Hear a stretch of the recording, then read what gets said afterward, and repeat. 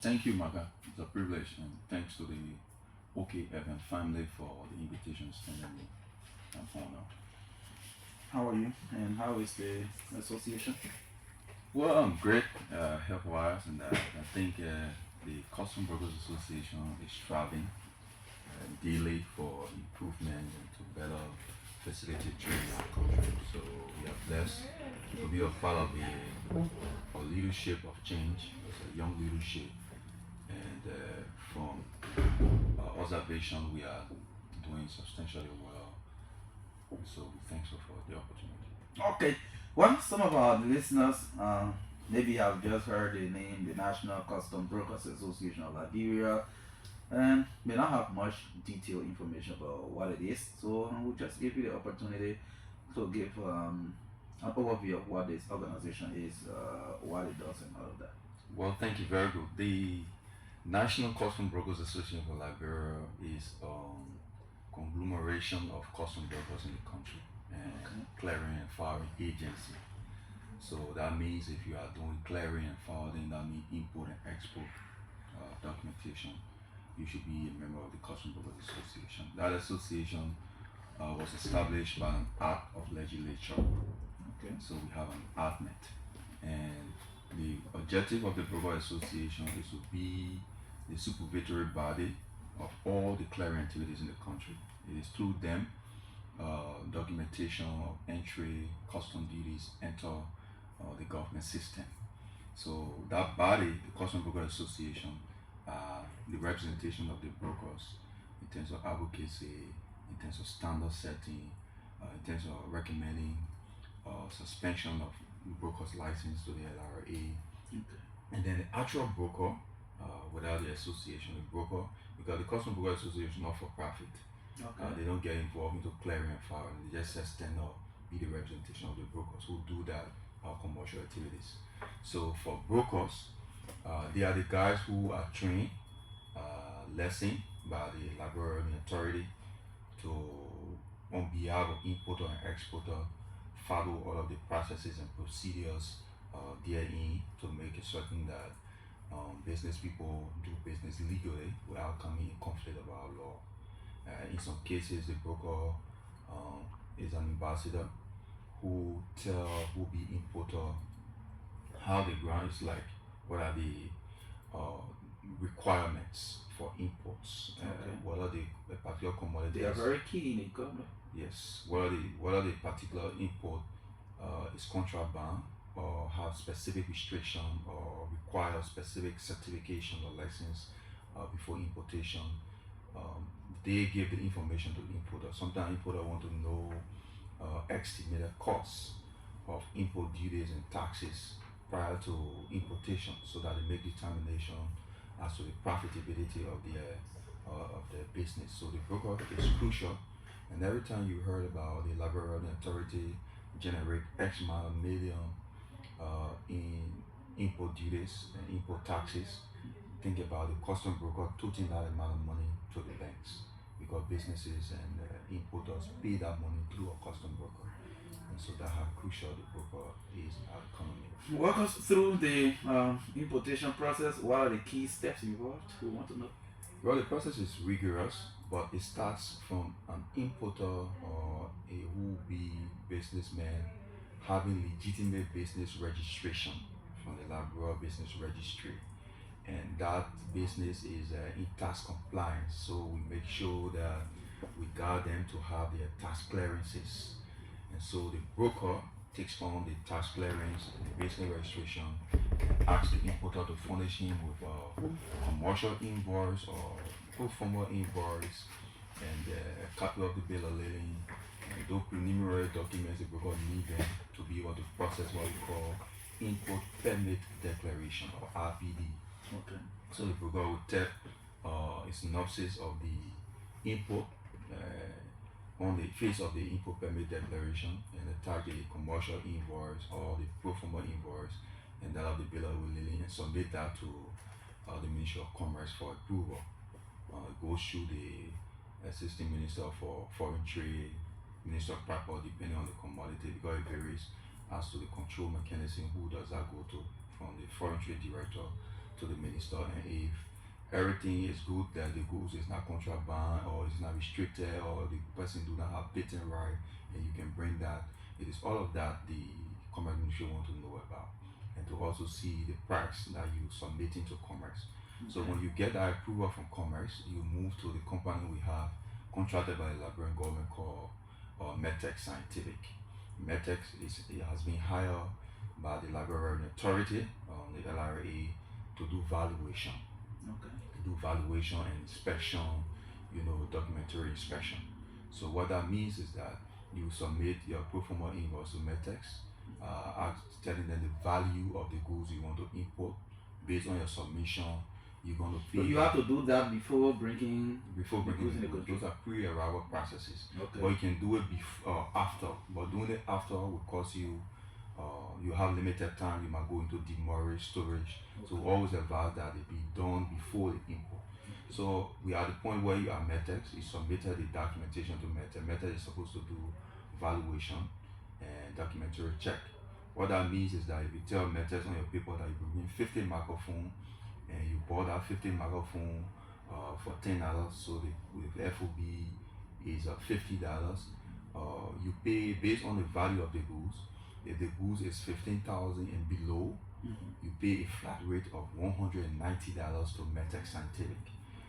In a case where the goods is 15,000 or above, say 1 million, say 500,000, you apply 1.2% of that FOB value. It is that amount of money you pay to Medtech for the service they offer on behalf of the government. Okay. So Medtech will take your invoice and sometimes go on the market and do comparative analysis. Maybe you ship from China, you will go to the factory and see to verify the invoice. Maybe you say buy the microphone $10, but they went and saw that from their analysis the microphone is actually $100. They will not use your $10 the broker presented or the consignee presented to the broker to have presented to Medtech, but based on their statistics, they will opt to use the $100. That will put your value way up from $10 to $100.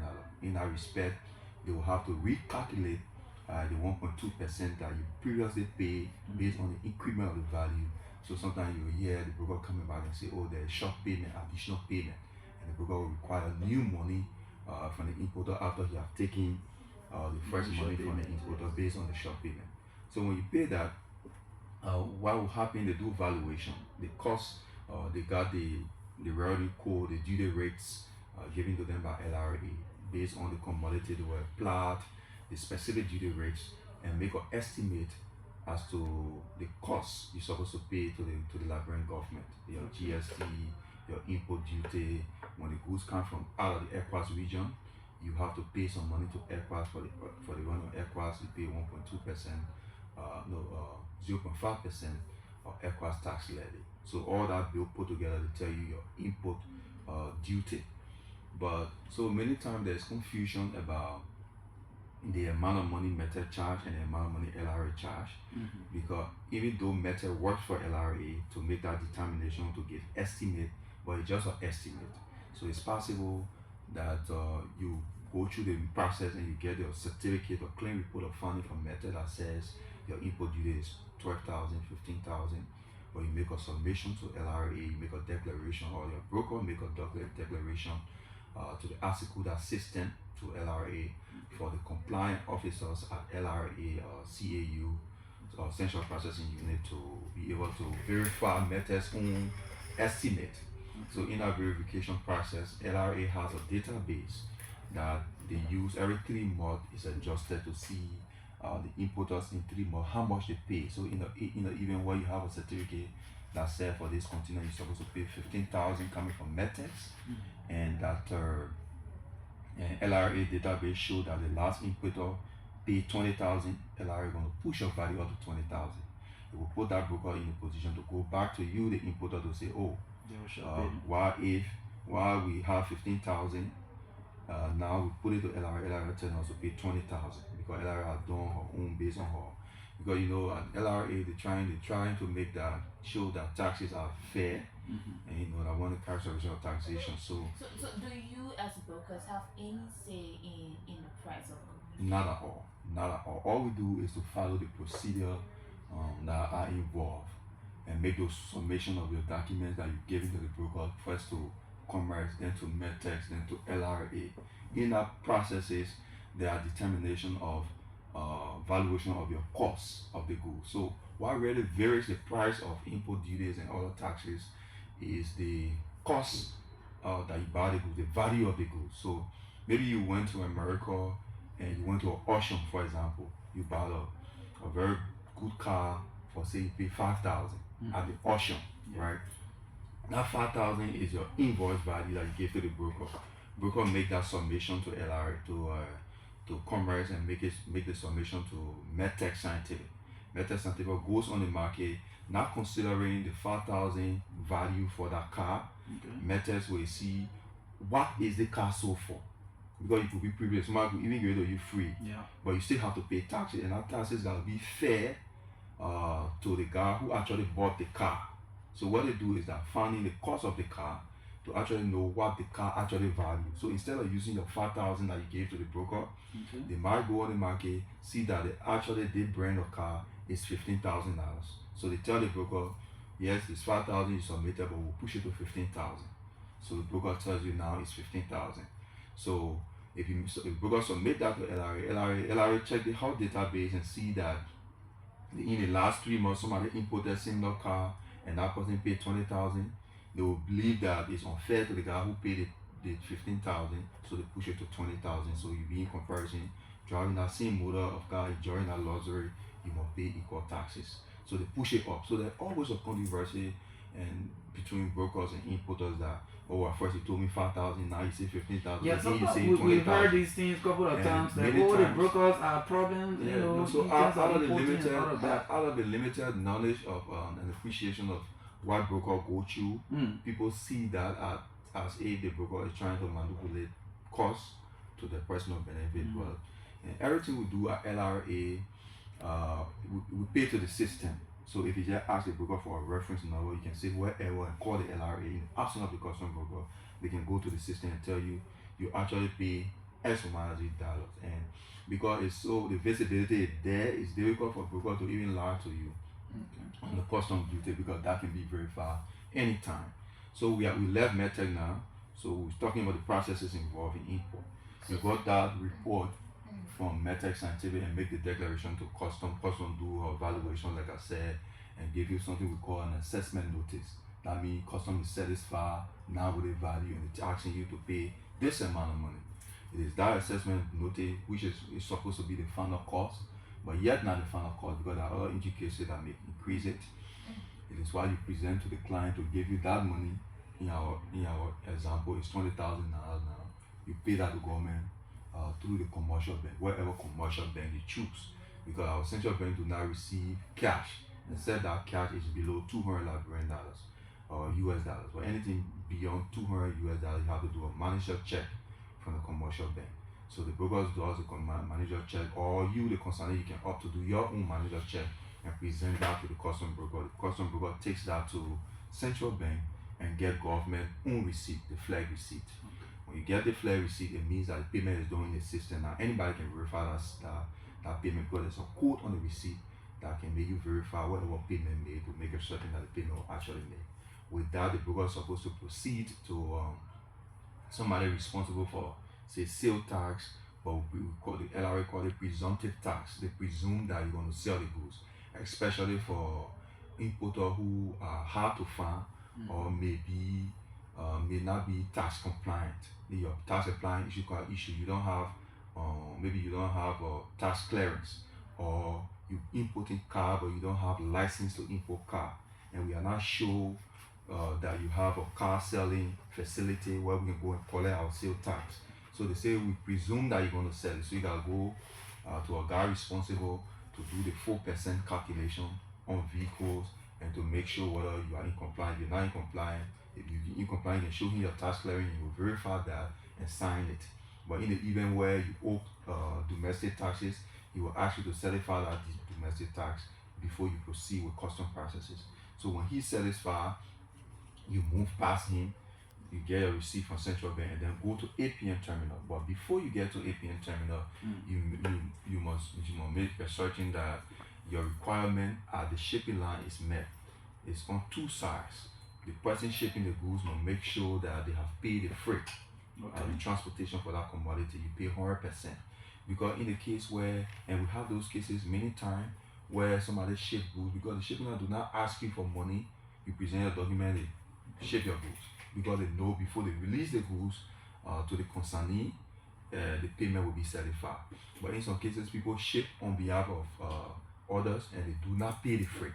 So brokers will go through all the processes I just narrated, pay government, pay everything. When they get to the shipping now, there is no release on the container, so they cannot go forward with the process. In some cases, it's being interpreted like the broker is delaying. Ever since I gave him my money, I say he may pay. So I was even about to ask, sometimes these delays in clearing, who should be held responsible? We get that. We got to exhaust the processes so people have visibility on they walk them through the process. So we come there.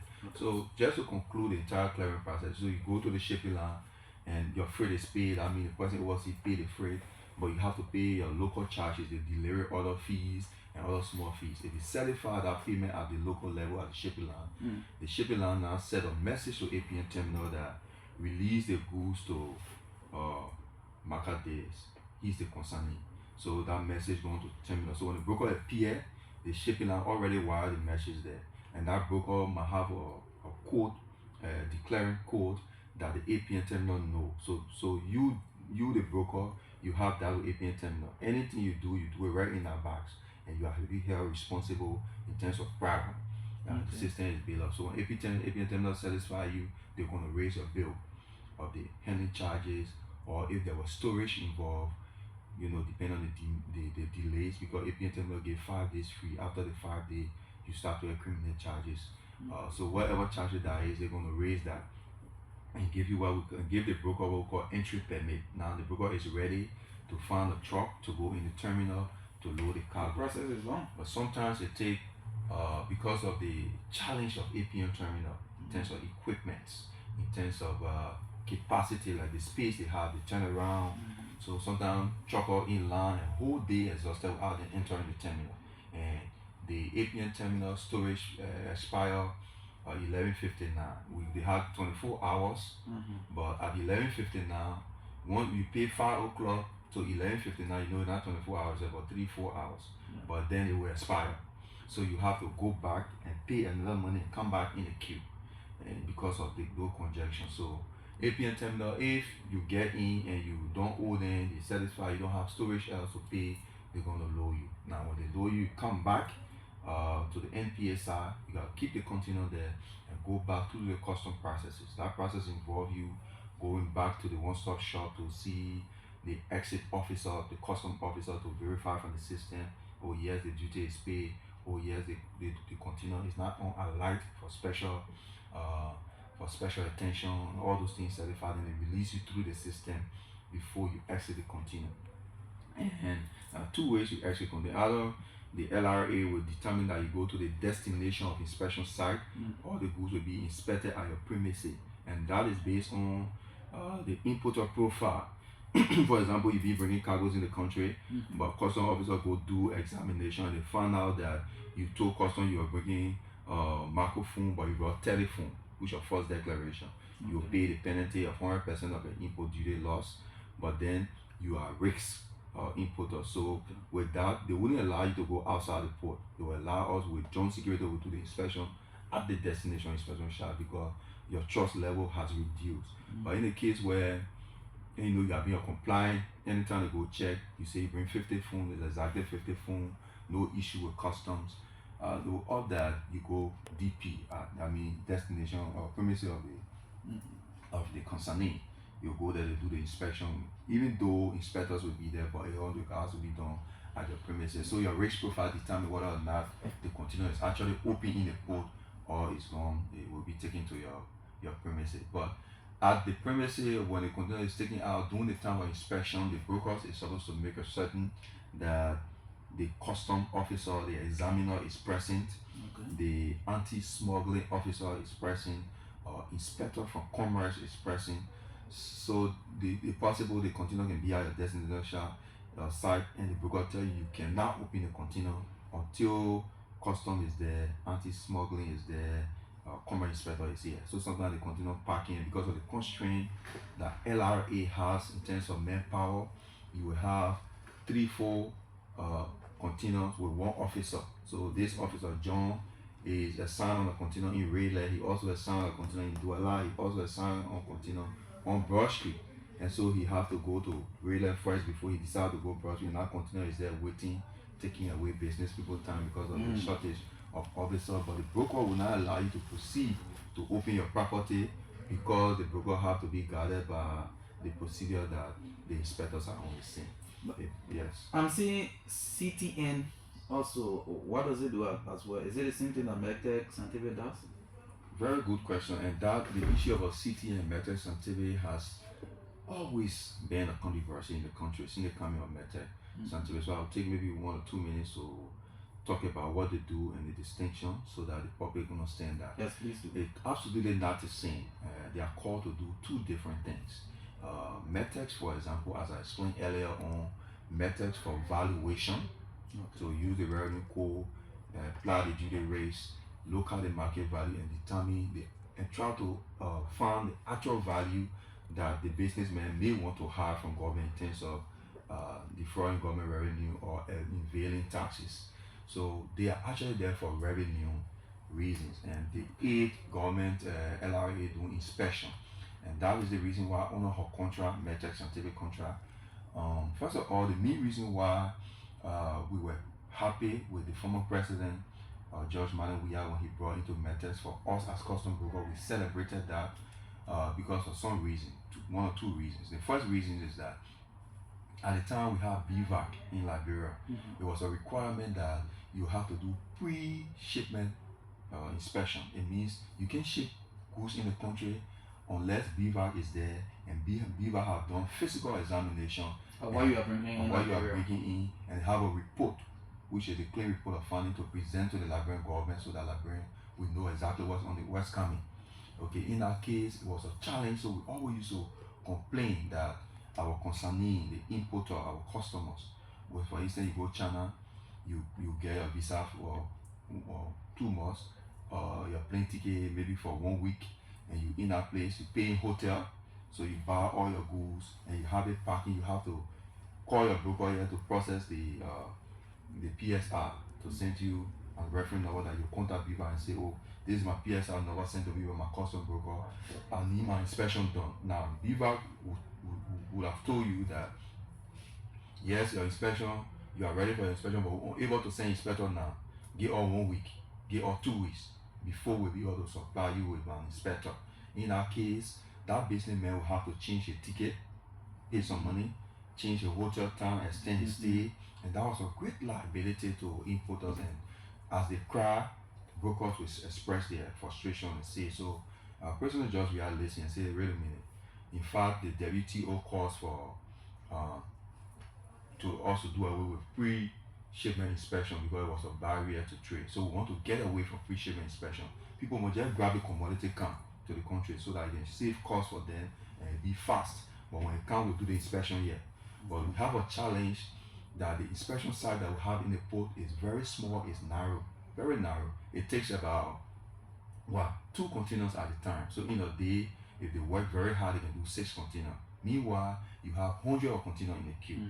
So that congestion necessitated, and the transition from pre-shipment inspection to destination of inspection necessitated the government to hire MedTech Scientific to come and help us build a big facility that under their plans will accommodate at least 15 containers at a time, and will be able to do 150 containers in a day. That was the projection for which the President George Manawiya thought it was a good move to have a water MedTech contract. Okay. So the water MedTech contract, MedTech started operation without putting into construction the facility, but on the government side, it was the government responsibility to provide the land. Government did not provide the land in the first 1 year. When government eventually provided the land, MedTech Scientific, the port turned the land over to MedTech. MedTech went in the port, did the soil testing, design for the structure, got ready to do the inspection. Then the same government, and that's where we got disappointed as custom broker in the CDC administration when it changed the route. and decided to take the land from Mete and give it to Western Cluster for the purpose of dumping iron ore. That in its entirety stalled the process, the progress of Mete constructing. So Mete could not construct because they don't have a land. Yet Mete is raising the money and they're taking 80% and giving government 20%. The reason for the 20% is that they will use the money and build a big facility. So we're only giving you 20%, that 20% for you to train your staff, get them prepared so that when we turn the facility over to you, you can run it. But if 80% you get in, run your office and use it to build our structure. That's just the synopsis of the contract. So we could not achieve that as a country because people, the administration at the time wasn't pushing to make sure better acquire the property they needed and push them to get it done because other people were benefiting in the interim. So they were relenting on making sure Meta meet the bargaining, and then government own part of the bargaining of the land was taken away and given to other consumers, which confused us in the sector. However, they went around and gave another portion of the land. But at that point, it was not the same size. It has to go back again, do different design, structure. But the good news of Medtech is that since the coming of the new administration, they're running with the project with speed. And in the estimation of the new Commissioner General Double Jala, that construction should be done early next year, which is in June. If that happens, it's going to really change the turnaround time in the time. They'll have bigger facility, faster time to do inspection, and then they'll buy scanners because it's the only people that do not have scanning machines. And physically checking things, arm can enter the country without government knowing. Unwanted substance that drugs can enter the country without detecting it because you need the scanning technology to be able to do that. And that is some of the reasons why Medtech is here to fill in that vacancy that government cannot do. And on the contract, government needed 25 million. And given the priority of government, they can raise the 25 million to do it. So the concession that LRA give it to Medtech to do it on our behalf. The only thing that makes us happy, every time we see the project is running with speed. So we are hopeful by June. So about CTN, to a larger extent, CTN is security. And, after the 9/11 attack on America, the Homeland Security and IMO, Maritime wanted to know what is on the sea because terrorists has moved to a strategy of not taking money because of the law of money laundering. You can't put bag of money in your bag and travel with it. They want to know what you're doing with the money. You got to pass it through the banking sector. So they formulated a way to ship valuable commodities. For instance, you take maybe you need 200,000 to start a illicit authority in Guinea. So you buy vehicles worth 200,000. You put the vehicle in a container, you ship it to Guinea, sell the vehicle, get the money, and use it to facilitate illegal act or terrorism or other illegal activities. So the people created the idea of cargo tracking node to set in a security system to be, first of all, know what is on the vessel. So it's advanced cargo declaration. The shipping line will require that you tell where in the container, where you bring it. So that we will use it, you do your CTN and send the CTN to the designated country government so they can know say the actual container are coming at microphone. And as the goods move from port to port, that tracking that people can say, or anybody can track container, I can just track container on my phone, is the lack of the understanding of what is required or what they actually tracking means. It doesn't mean that to track your container to know where it is, when it will be arriving. No, it's absolutely different. It's to keep track of the commodity because they are vulnerable ports. There are weakness in security. In a port, if you move microphone from USA to Liberia port, and the designated country is Sierra Leone. In Liberia port, when they don't have the security, the terrorist network or the illegal people can work with the securities that are weak and open that container in the night and put substance in the container that were not there at the origin when you actually ship the container. So CTN is there to make sure they monitor the movement of the container so that it will not be tampered with. And when they tamper with, they get that security alert and the container is on the vessel, they send that security alert to Interpol and to your government so that say watch out from that container. There might be something in it because it was tampered with. So a more CTN is more of security, while Meta is more of revenue and inspection. So they are not the same. Yes, that's clear explanation, if I may call it narration. But I think it provided a lot of education to our listeners as to how clearing and all of that are done at the port. Yeah. So you will go back to my question that I said about delay. Who takes responsibility for delay in clearing? Because most of the time, the importers, they'll be like, oh, the brokers are playing maybe trade or they are doing some manipulation. So Sometimes they come back to demand different things and all of that. It's not to mention that brokers are clean. There are issues in administration that we know about that we're helping to mitigate with the LRA, ourselves, the security People say board. people can get some issues. Yeah, everybody get issues. Every sector there are issues. Even in the journalism, there are journalists that have issues. But what do you want to say? What do you want to tell? But the problem is we have measure in place as an association working with the LRA to be able to reduce the level of those kind of fraud and punish people who catch doing it. But your question was about who takes the blame in terms of delay. Well, the entire system, the way it's structured, give rise to delay. First of all, we believe that there's no need for import permit declaration. Import permit declaration take about 3 days to get your document processed at commerce. It take you 3 to 5 days. If you do well, it take you 3 days.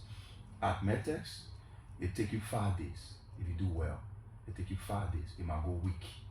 So that 8 days, right? APM terminal give 5 days.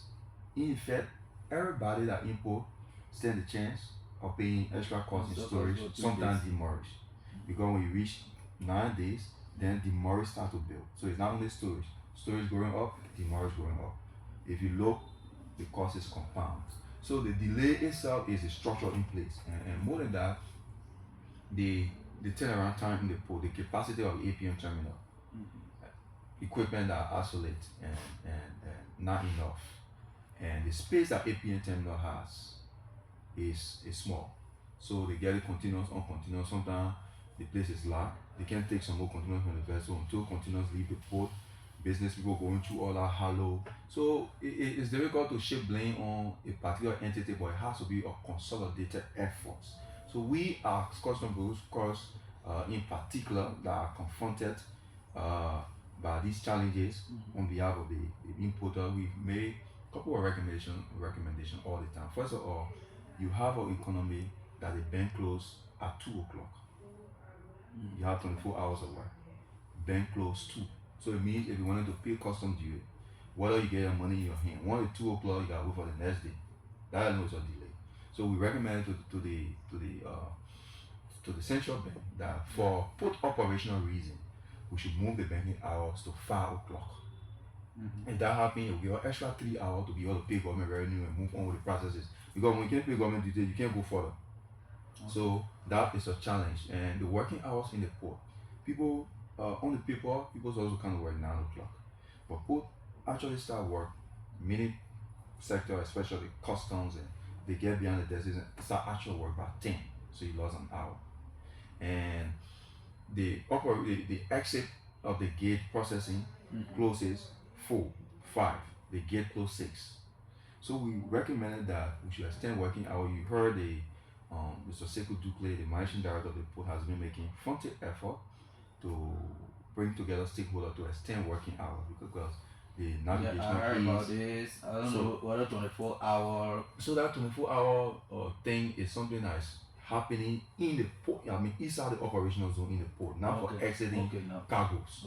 The port can discharge in the net, but you can't take your container out in there. When the bank closed, no officer to the gate after 5 to move your container. So we have agreed in a stakeholder meeting that we have to work extra hours. That instead of closing the gate 5 o'clock, 6 o'clock, let's push it to 9 first to see how it works. But that is not effective. It's not working. The reason why it's not working, the MD Sekou Ducle pushing everybody to make sure it works, but it's not on the NPA to make it happen. It's actually on the LRA, the Ministry of Commerce. Yes, the NPA, but the NPA is always there, especially custom. Custom have to release you from the system. So if you lower your container is at the gate, NPA and all making the thing to delay. Yeah, NPA role is marginal in terms of clearing and firing. They only play the mitigation role to make sure the parties are there. And so LRA challenge that they have, they will give instruction that their officers should stay on the job up to 6, but there's no room for overtime. Okay. There is no shift. The guy who been working 9 o'clock is the guy who is telling to go home 9 o'clock. So many times they say yes or to the boss man and then they go home. So I don't Okay, know so if that doesn't these work. are the issues. So the delay, because everybody takes the blame. delay In and conclusion, all of everybody that. take the blame. But there's concern. Sometimes people want to ship their goods. You notice that they're going to neighboring ports to clear their goods instead of coming to our ports. And people believe it is happening because of high clearing costs. What can you say to that? So that can take an enormous time to explain. So the 1 hour. No, session. no. But You guys, let me summarize. no, just use at least 2 minutes to do that, please. So why people say Liberia is expensive and so they want to ship to Guinea, Sierra Leone and bring the good? No, it's not the case. In terms of tariff, we are using what we call the CET. I'm sure you heard of the CET in ECOWAS. It's the common external tariff. I mean, all the ECOWAS countries have moved to the same tariff. The only variation will be in your GST, which is a local Currency. cost. But our GST is even lower. It was 10%. Now the legislature just pushed it to 12%. In Guinea it's 17%, in Ghana it's 18%. But why is people preferring to go to Guinea? The major reason, in summary, why our clearing cost is expensive is actually predicated upon the delays I talked about and the freight pay. First of all, at APM terminal, when the vessel, before we get 3 docking space, 3 space for vessel to dock at the same time. Okay. 2 of the spaces are given to containerized vessel because APM terminal primary contract is for container handling. The only reason why they handling clinical, like flour, rice and how do you call it, whatever, wheat, is because the government do not have the capacity to do so. So APM terminal is doing that, but ideally APM terminal will handle container vessels. So they prioritize container vessel. They give 2 spaces to container vessel, and once container vessel in the port and the rest is offloading, the ship will have to go back and let the container get the priority to the container vessel. So when there's 2 rest vessel in the port, or 1 flour or 1 cement with 1 vessel, the other one will wait until the other one is discharging. So that causes enormous time. Sometimes it take them weeks, sometimes 30 days to offload 1 vessel, especially during the rainy season. And every time the ship stay over there, they pay the NPA between $7,500 to $12,000 per day.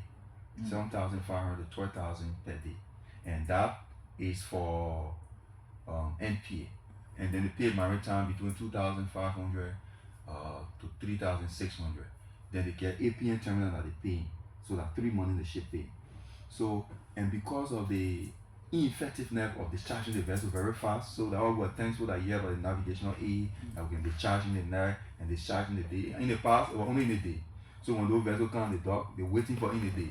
And meanwhile, they're paying costs because they're on the NPA business while they're not discharging the APM terminal business. So those costs that we pay to the free. So now when you in other country and you say I want ship to Liberia, given all those risk factors, those delay, the turnaround time, the mail value of your freight might be, say maybe your freight is 12,000, between 12,000 to 14 to 8, sometimes 18,000 from China. Somebody shipping to Sierra Leone or Guinea will be paying 3 to 5,000.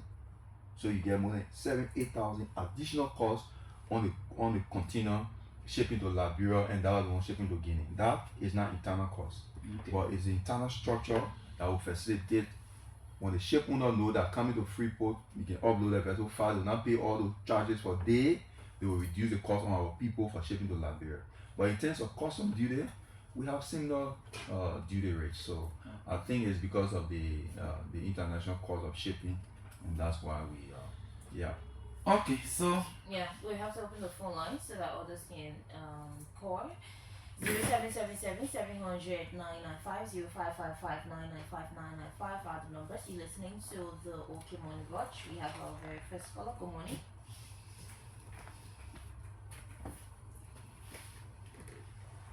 Good morning. Okay, we lost it. Good morning. Good morning, caller. Okay. 0777-700-995, 0555-995-995 are the numbers. The caller is on the line, but he's solo. Okay, let's take this one. Good morning. Good morning, Mr. Babu. Go ahead. I want to ask you to get since the food seems to be expensive and others are wanting to sell them and on a quick. Putting a next company with all those procedures June, do you think we still need ATM terminal? Okay, thank you. Let's take this one. Good morning. Good morning. Oops, we lost it. Good morning. Good morning. Good morning. Yeah, you have to be attentive, please. Good morning. Okay, go ahead. And I'm called from Freeport, Monrovia. Mm. I want to say a big thank you to the Customs President for the clarity they have given the public. And one question to ask the President is, why is it that people believe that Liberia is expensive? It is just one reason why people believe that Liberia is expensive. That bringing cars. That car, all importers, especially those importers from America, those are the people that are speaking of that wealth is expensive because the value of the cars. The value people bought the car for is the same or what's not else to buy the car. The Gambian effect or the federal government to LRA fix their own value so that when people want the cheap car, will be yelling that very expensive, that very expensive. But I want to just pass off to the president. Okay. And the public. And knowledge of clear. Okay, thank you. Let's take this one. Good morning. Good morning, Patu. Good morning, Tomata. Let me take a phone for Mr. Sine. My name is Andrew Moses, and I'm the president of the District 13 Youth Association. And I want to appreciate your studio guest for his friendly deliberation. But I have two questions quickly. Mr. Sine, you are the second in command to the Unity Party chairman on the MPA book. And you are the president of the Liberia Custom Broker Association. There were allocated some international budget for the Custom Broker Association, and being on the board of MPA, don't you see that as a corruption receiving money for two places? Okay, thank you. Let's take another caller. Good morning.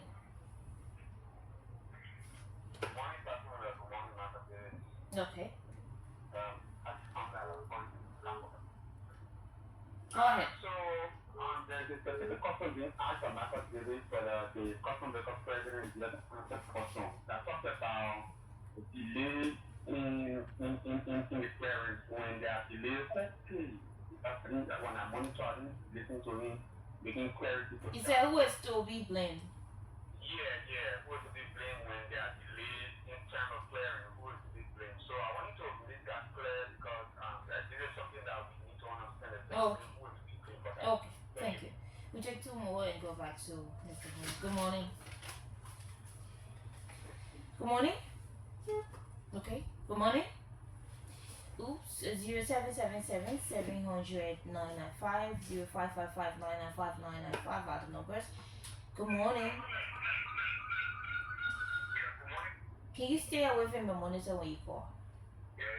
Okay. Okay, this way. The president of the Custom Broker Association in the studio there. Why are they sitting now and suffering a lot of people like this? This is Freeport of Monrovia. You don't have to be right. Oops, we're having this issue. But we'll just go back to Mr. Hine. Maybe you can respond to some of the concerns raised by the callers. So thank you. Thank you. And the first question was that do we still need APM terminal? And the person want me to make that determination whether we still need APM terminal.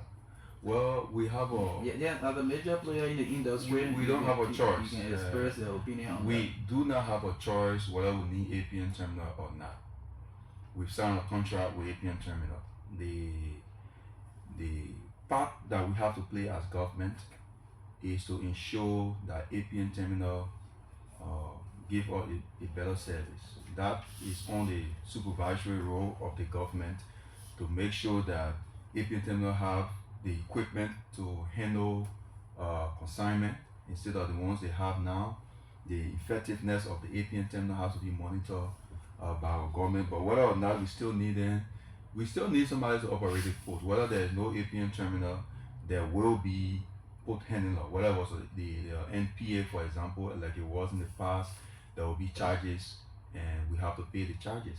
So for me, I'm more concerned about what can we do as government to ensure that APM terminal live in accordance to the bargaining of them giving us a modern, efficient, and effective port, when we can put in the monitoring and evaluation to make sure that we get that. That would be good. But the contract we signed out to, thankfully, it has always been said that the APM terminal cannot be refused, but this government has been sure to convince them to sit around the table and look at issues in the contract that it is not good for the Liberian people, and we are hopeful that after that revision process there will be some adjustment. More than that, we have the port big than the space that APM terminal is accommodating. We don't even have to go to Buchanan or Sando or Green, wherever.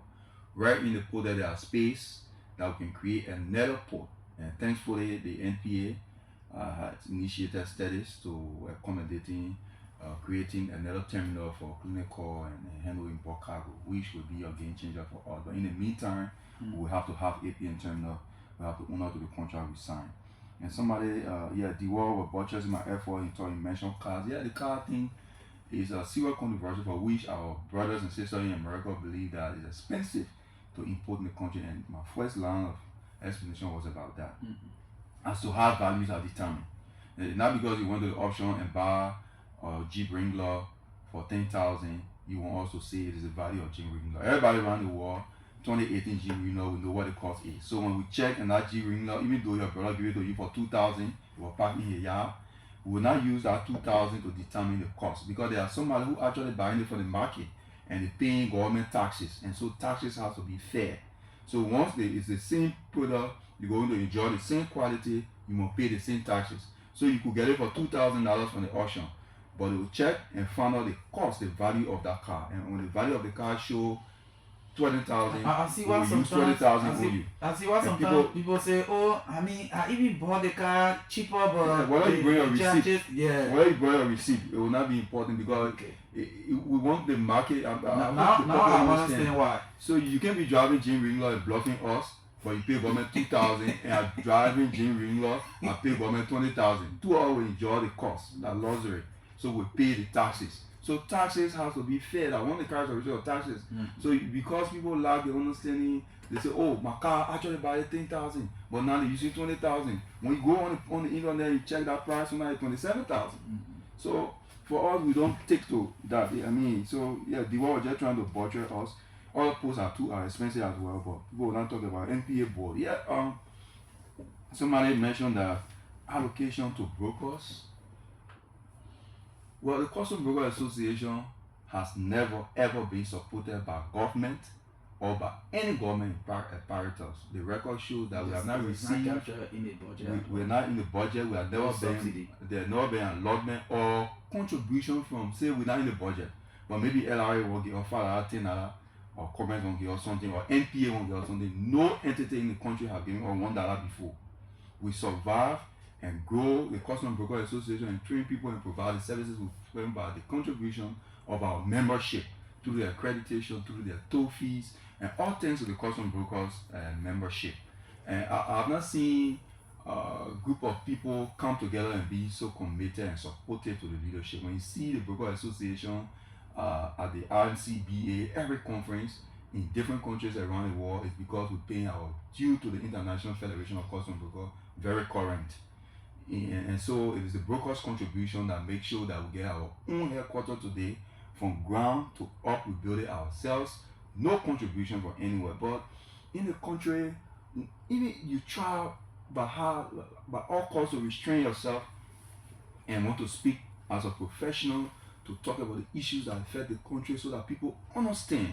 Because limited knowledge will make people agitate and get angry in the country. So anytime I get on the radio, I want to do my best to explain the details so people appreciate what is actually happening and leading to the hardship and the causes. When somebody mentioned NPA, the NPA have an act.